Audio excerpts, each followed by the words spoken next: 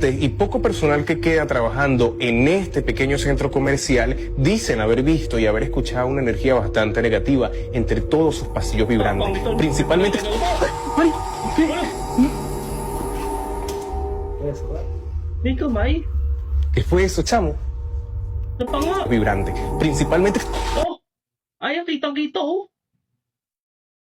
Wala nakatakot to. ¡Ay! ¿Qué? Oh, ¿Qué fue eso, chamo? tapos biglang nawala. ¿Qué fue eso, chamo? No, estás mal, estás horrible, no. Se supone que estas son las escaleras de emergencia, pero no pienso volver a llegar a ese sitio. Sa bawat kwento niya, nagbabago-bago sila ng lokasyon para ipakita ang iba't ibang lugar ng abandoned mall. Habang nakatayo silang nagsasalaysay ng lagim ng lugar sa harapan ng steel gate, bigla na lang lumabas ang kamay mula sa likod niya Kasi kung may tao, makikita ka agad eh. Para sa akin na, makikita ka agad. at bayolente siyang hinatak nito.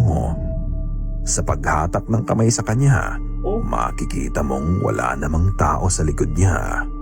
At nang itutok ng cameraman ang loob ng steel gate, wala ka din namang makikitang kahit sino doon. Mabilis ang mga pangyayari at makikita mo ang pagkabigla sa mukha ni Fran. Sa takot niya ay mabilis silang bumaba ng hagdan para umiwas sa lugar na yon.